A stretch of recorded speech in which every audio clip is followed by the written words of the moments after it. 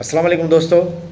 आउं एजुकेशन के हवाले से कान का अपडेट रखंदो रहंदो आहियां ऐं प्लस में जेको आहे सो शागिर्दनि जी जेकी नफ़्सियात आहे उन जे हवाले सां बि आउं केॾीमहिल कान का अपडेट रखंदो आहियां।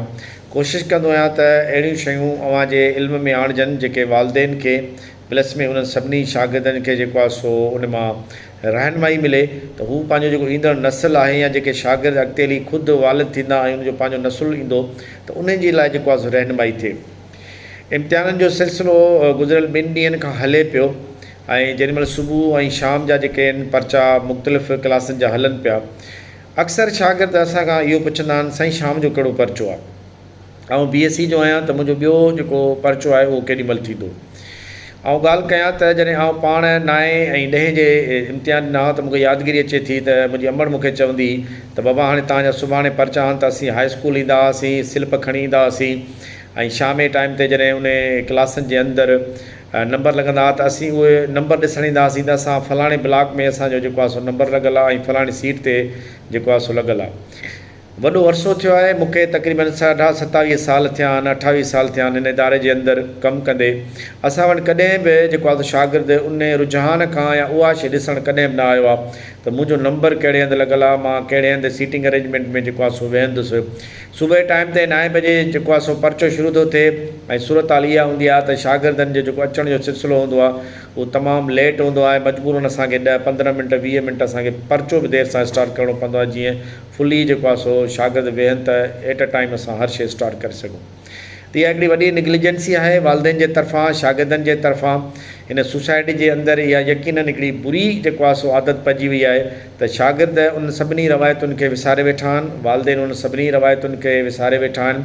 असीं माज़ीअ में पंहिंजो नंबर ॾिसणु वेंदा हुआसीं, चेक करणु वेंदा हुआसीं ऐं इंतिहाई जेको आहे सो उन शइ खे महसूसु कंदा हुआसीं ऐं वक़्त खां अॻु में जेको आहे सो इम्तिहानी सेंटर ते पहुचंदा हुआसीं। पर हिन वक़्तु सूरत हाल तमामु जेको आहे सो बुरी आहे। ख़बर न आहे स्मार्ट फ़ोन थी या जदीद जेके रवैया आहिनि शागिर्दनि जा उहे तमामु अजीब आहिनि ऐं सोचूं तब्दील आहिनि। पढ़ाई जे हवाले सां हींअर जेके शागिर्द क्लासनि जे अंदरि मौजूदु आहिनि बदक़िस्मती सां इन्हनि जो अधु बि जेको आहे सो क्लासनि जे अंदरि शागिर्दनि जो नथो अचे। जॾहिं क्लास हलनि था, जॾहिं आउं बार वीडियोज़ रखां थो त महिरबानी कयो पंहिंजे शागिर्दनि खे पंहिंजे ॿारनि खे मोकिलियो, असीं क्लास वठूं था। उन टाइम में का बि संजीदगी न वालदेन जे तरफ़ां हूंदी आहे न ई वरी जेको आहे सो शागिर्दनि जी हूंदी आहे।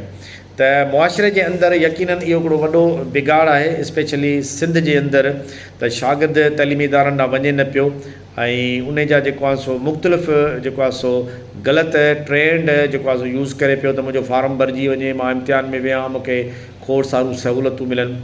ऐं हिकु दफ़ो ॿीहर पंहिंजी उन सॼी सिंधी क़ौम खे उन नए शऊर खे अपील कयां थो त महिरबानी कयो 5 रुपए या 10 रुपए जी फ़ोटो कापी दादू शहर जे मुख़्तलिफ़ जेको आहे सो फ़ोटो स्टेट कापियूं जेके आहिनि अवेलेबल आहिनि फ़ोटो शॉप्स ते, महिरबानी कयो बार हिकिड़ी ॻाल्हि मैसेजिस में फ़ोनुनि ते ऐं साम्हूं मिलो था इहा ई पुछो था शाम जो पर्चो कहिड़ो आहे, सुभाणे पर्चो कॾहिं आहे। कॉमर्स जो जेको आहे सो ब्लॉक हेठि आहे, मथे आहे। हालांकि भितुनि ते कमरनि जे ॿाहिरां मुख़्तलिफ़ जॻहियुनि ते असीं वाज़ह लिखंदा आहियूं त हीउ कॉमर्स जो ब्लॉक आहे, हीउ BSc जो ब्लॉक आहे, हीउ आर्ट्स जा ब्लॉक आहिनि, सीट नंबर उते मैंशन थियल हूंदा आहिनि। पर शागिर्द उन सभिनी शयुनि खे इग्नोर करे वरी बि इहो पुछण खे जेको आहे सो वधीक बहितरु सम्झंदो आहे साईं मुंहिंजो हीउ नंबर आहे कहिड़े ब्लॉक में आहे, या इवन जेकॾहिं ब्रोकन नंबर आहिनि त उहे ॻोल्हण में उन्हनि खे तकलीफ़ थी थिए। हालांकि इहो शागिर्द जो ई जेको आहे सो कमु आहे त उन्हनि सभिनी शयुनि खे हैंडल करे ऐं उन्हनि सभिनी शयुनि खे जेको आहे सम्झण जी कोशिशि करे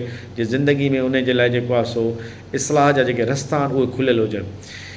हिन वक़्तु सिंध जे अंदरि शागिर्दनि जा जेके रवैया आहिनि या उन जेकी नफ़्सियात आहे उहा ॾाढी अजीब आहे।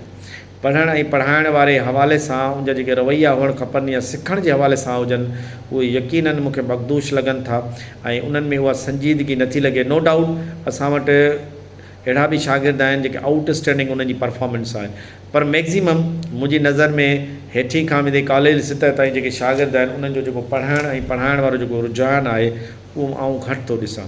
महिरबानी कयो पंहिंजे नसुलनि ते जेको आहे सो तवजो ॾियो, उन जी पढ़ाई मुतासिर न कयो। क्लास जॾहिं हलनि था उन टाइम इहा साॻी रश खणी अचो त असांजी दिलि ख़ुशि थिए ऐं मथे जेको आहे सो सिंध हुकूमत खे ख़बर पए त उन जा जेके तइलीमी इदारा आहिनि उहे कैपेसिटी जे लिहाज़ खां तमामु घटि आहिनि। जेकॾहिं 100% अटेंडेंस अव्हांजे तइलीमी इदारनि जे अंदरि अचे त जेके बि सिंध जा तइलीमी इदारा आहिनि उहे यकीनन घटि थींदा ऐं सिंध हुकूमत खे वरी नवां इदारा बि ठाहिणा पवंदा, कैपेसिटी वधाइणी पवंदी, उस्ताद वधाइणा पवंदा, क्लासरूम वधाइणा पवंदा ऐं हर उहा सहूलियत जेकी ॿार खे ॾियणु खपे उहा वधी सघे थी। पर जीअं त पूरे सिंध जे अंदरि टोटल एनरोलमेंट जो 30 खां 35% बि मस जेको आहे सो ॿार अटेंड करे थो क्लास जे दौरान, पर जेॾीमहिल इम्तिहान थो थिए त 99% जेको आहे ॿार इम्तिहान में वेहे थो ऐं पंहिंजो राइट सम्झे थो त मां इम्तिहान ॾियां। क्लास महिल पंहिंजो ॿारु राइट नथो सम्झे त मां क्लास में वञा ऐं पढ़ां। महिरबानी कयो, संजीदा थियो। सिंधी क़ौम खे स्पेशली एजुकेशन जी सख़्तु ज़रूरत आहे। ऐं काफ़ी अरसे खां इहा शइ ऑब्ज़र्व कयां पियो त इंटर लेवल ताईं जेके असांजा ॿार अचनि पिया, बदक़िस्मती सां उन्हनि जी जेको आहे सो सिंधी, उर्दू, अंग्रेज़ी लैंग्वेज एतिरी सुठी न हूंदी आहे जो हू सुठो को मज़मून लिखी सघनि या कंहिंखे मुतासिर करे सघनि। पाकिस्तान ज़िंदाबाद।